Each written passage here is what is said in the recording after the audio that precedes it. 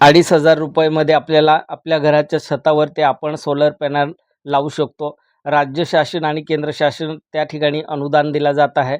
अनुदान किती आहेत आणि कोण पात्र आहेत? आपल्याला जी-आर संपूर्ण बघायचं. जी-आर आला आहे. तो जी-आर आपल्याला एक्सप्लेन करून या व्हिडिओच्या माध्यमातून सर्व डिटेलमध्ये बघायचं आहे. व्हिडिओ शेवटपर्यंत पहा मित्रांनो.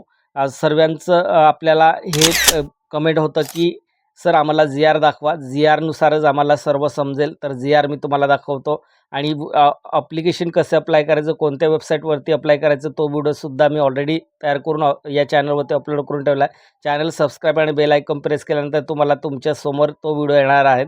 आपल्याला या जी-आरमध्ये नियम काय आहेत ते संपूर्ण आपल्याला नियम बघायचं. व्हिडिओ शेवटपर्यंत पहा आणि पहिल्यांदा तुम्ही चॅनलवरती आला असेल तर चॅनलला सबस्क्राईब करून घ्या. चला तर आपण व्हिडिओ सुरू करूया. जी-आर दाखवलं नाही. जी-आरमध्ये काय आहेत सर्व डिटेलमध्ये आम्हाला एक्सप्लेन करून द्या असं बोललं होतं. मागच्या व्हिडिओमध्ये अर्ज कुठे करायचं, ₹2,500 आपल्याला पेमेंट करावं लागणार आहेत आणि किती वॉट आपल्याला सोलर पॅनल आपल्या घराच्या छतावरती लावलं जाणार आहेत. ही आपल्याला योजनेचे लाभ कसं मिळवायचं हे आपण मागच्या व्हिडिओमध्ये पाहिलं होतं. आता तुम्हाला मी सर्व जी-आर डिटेलमध्ये एक्सप्लेन करून देणार आहेत. 100 युनिटपेक्षा कमी वापर असलेल्या दारिद्र्य रेषेखालील आणि आर्थिकदृष्ट्या दुर्बल घरगुती वीज ग्राहकाकरिता स्वयंपूर्ण महाराष्ट्र आवासीय रूफटॉप सोलर स्मार्ट योजना राबवण्याबाबत जी-आर आहेत. तर आपल्याला शासन निर्णय काय आहेत आणि स्टेप बाय स्टेप सर्व डिटेलमध्ये बघायचं आहे. बघा, जी पण माहिती देणार आहे ते जी-आरमध्ये दिली आहे. तीच माहिती मी तुम्हाला संपूर्ण एक्सप्लेन करून देणार आहेत. अर्ज कुठे करायचं तो व्हिडिओ जर तुम्हाला बघायचा असेल तर तो व्हिडिओ बघण्यासाठी आपल्याला काय करावं लागेल, चॅनल सबस्क्राईब करा आणि तो व्हिडिओ तुमच्या समोर येणार आहेत.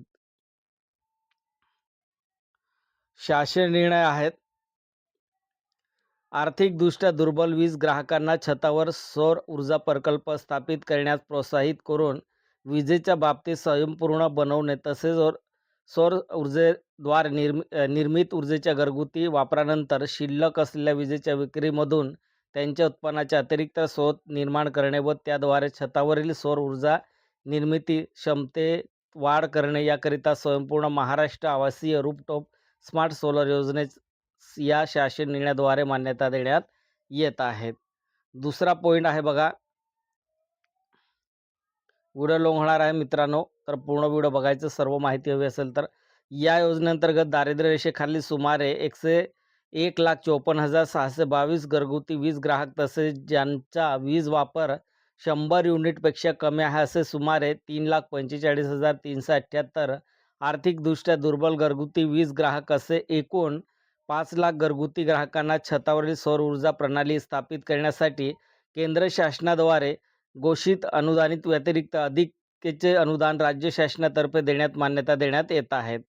तिसरा पॉईंट आहे, या योजनेसाठी सन 2025, 26 व 27 या वर्षासाठी 330 कोटी, सन 26-27 या वर्षासाठी 335 कोटी इतक्या रकमेची तरतूद करण्यात तसेच सदर योजनेअंतर्गत महाराष्ट्र वीज वितरण कंपनीस सहाय्यक अनुदान वितरण करण्याकरिता नवीन लेखाशीर्ष उघडण्यास मान्यता देण्यात येत आहेत.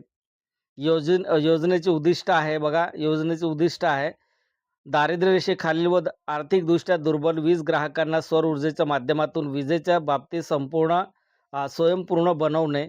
दारिद्र्य रेषेखाली व आर्थिकदृष्ट्या दुर्बल वीज ग्राहकांना सौर ऊर्जेच्या माध्यमातून उत्पन्नाचे अतिरिक्त स्रोत निर्माण करून देणे.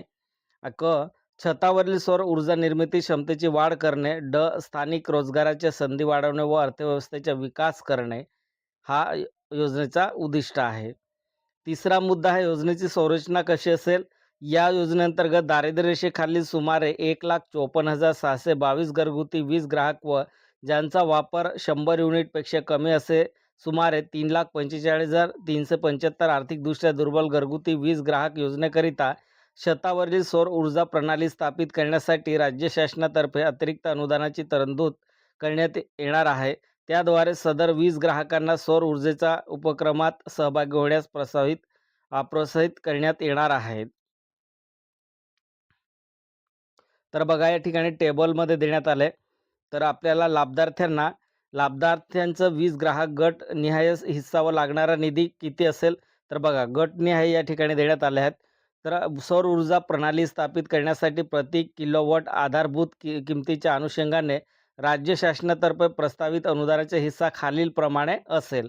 तर राज्य सरकारचा आणि केंद्र सरकारचा वेगवेगळं देण्यात आला आहे. तर राज्य सरकारचं बघू आपण. घरगुती वीज ग्राहक गट प्रकार आणि राज्य शासनाचा हिस्सा. तर पहिला आहे दारिद्र्य खालील ग्राहकांसाठी 35% आणि दुसरं 100 युनिटपेक्षा कमी वापर असणाऱ्या आर्थिक दुर्बल घटक ग्राहकांसाठी, अनुसूचित जाती, अनुसूचित जमाती आणि सर्वसाधारण. सर्वसाधारणसाठी 20%, अनुसूचित जाती 30% आणि अनुसूचित जमातीसाठी 30%. म्हणजे हे राज्याचा हिस्सा आहे. आणि सौर ऊर्जा प्रणाली स्थापित करण्यासाठी प्रति किलोवॅट आधारभूत किंमत 50,000 इतकी गृहीत धरल्यास वीज ग्राहक राज्य शासन, केंद्र शासन यांचा हिस्सा खालीलप्रमाणे असेल. तर राज्य शासनाचं अनुदान आणि केंद्र शासनाचे अनुदान. तर बघा या टेबलमध्ये घरगुती वीज ग्राहक घटक प्रकार, ग्राहकांचा हिस्सा, राज्य शासनाचा हिस्सा, केंद्र शासनाचा हिस्सा. पहिलं दारिद्र्य खालील ग्राहकांसाठी राज्य हिस्सा किती असेल 2,500 आणि राज्य शासनाचा हिस्सा बघा ग्राहकांचं 2,500 वटनुसार असेल. या ठिकाणी 2,500 रुपये तुम्हाला पेमेंट करायचं आहे. राज्य हिस्सा किती असेल 17,500 रुपये राज्य करणार आहे आणि केंद्र शासन किती करणार आहेत 30,000 रुपये. म्हणजे एकूण टोटल हे अनुदान आपल्याला राज्य आणि केंद्र शासनाचे मिळून आणि आपल्याला 2,500 रुपये पेमेंट करायचं आहे आणि दारिद्र्यरेषेखाली जे पात्र आहे लाभार्थी त्यांना एवढी निधी मिळणार आहेत आणि सोलर पॅनल बसवलं जाणार आहे. दुसरं आहे 100 युनिटपेक्षा कमी वापर असणारे आर्थिक दुर्बल घटक, दुर्बल ग्राहक, सर्वसाधारणसाठी, अनुसूचित जमातीसाठी. तर बघा ग्राहक हिस्सा 10,000 आहे. 10,000 राज्य आणि 30,000 केंद्र. अनुसूचित जातीसाठी 5,000 हिस्सा आहे. 5,000 तुम्हाला पेमेंट करावं लागणार आहे. राज्य हिस्साकडून 15,000 दिले जाणार आहेत आणि केंद्राकडून 30,000 म्हणजे एवढी अनुदान तुम्हाला मिळणार आहेत. अनुसूचित जमातीसाठी 5,000 आहे ग्राहक हिस्सा. नंतर राज्याकडनं 15,000 रुपये आणि केंद्राकडून 30,000 रुपये या पद्धतीने अनुदान दिले जाणार आहे. म्हणजे तुमचं सोलर बसवले जाणार आहेत. तर तुम्हाला किती किती भरायचं आहे? दारिद्र्यरेषेखाली असेल तर 2,500 रुपये भरायचं आहे. योजनेसाठी लागणाऱ्या निधीची तरतूद व लेखाशीर्ष स्मार्ट योजना राबवण्याकरिता राज्य शासनावर आर्थिक भार 655 कोटी येणार आहे. राज्य शासनाच्या अर्थसंकल्पीय अनुदानित या योजनेसाठी लागणारा निधी देण्यात येईल. तसेच योजनेअंतर्गत महाराष्ट्र वीज वितरण कंपनी मर्यादित यास सहाय्यक अनुदान वितरित करण्याकरिता नवीन लेखाशीर्ष उघड व लेखाशीर्ष 2025, 26, 27, 28 वर्षामध्ये आवश्यक तरतूद करण्यात येईल. ही योजना केंद्र शासनाच्या योजनेसंबंधित असल्याने केंद्र शासनाच्या योजनेतील पात्रता अन्य निष्कर्षाच्या बद्दल सुधारणा झाल्यास त्या योजनेस लागू राहतील. योजनेची अंमलबजावणी. या योजनेची अंमलबजावणी करण्याकरिता महावितरण कंपनी अंमलबजावणी यंत्रणा म्हणून काम करणार आहेत. अंमलबजावणी महावितरण करणार आहेत. लाभार्थीची निवड कशी केली जाणार आहे? तर खालील निष्कर्ष परिपूर्तता करणारे घरगुती वीज ग्राहक योजनेसाठी अर्ज करण्यास पात्र असतील. ग्राहकाकडे वैध वीज कनेक्शन असणे आवश्यक आहे. दुसरं ग्राहकाच्या कुटुंबाच्या छतावर सौर ऊर्जा प्रणाली स्थापित करण्यासाठी इतर कोणत्याही अनुदानाचा लाभ घेतला नसावा. इच्छुक ग्राहकाला राष्ट्रीय पोर्टलवर नोंदणी करणे आवश्यक असेल आणि वीज ग्राहक थकबाकी मुक्त असणे आवश्यक असेल. निष्कर्ष काय आहेत? पहिलं ज्या वीज ग्राहकाला वीज वापर वर्ष 2025 ऑक्टोबर 24 ते सप्टेंबर 25 मधील कुठल्याही महिन्याचे 100 युनिटपेक्षा जास्त नसेल असे ग्राहक योजनेस भाग घेण्यास पात्र असतील. तर बघा 2025 मध्ये म्हटलं आहे की ती तुमचं 100पेक्षा युनिट जास्त नसेल तर तुम्ही या योजनेसाठी पात्र ठरणार आहे ग्राहक. दुसरं फक्त सिंगल वीज ग्राहकच योजनेस भाग घेण्यास पात्र असतील. तिसरं दारिद्र्यरेषेखालील सर्व ग्राहकांना प्राधान्याने लाभ देण्यात येईल व दारिद्र्यरेषेखालील ग्राहक वगळता इतर ग्राहकांसाठी सदर योजनेचे प्रथम येण्यास प्रथम प्राधान्य या तत्वावर राबवले जाणार आहेत.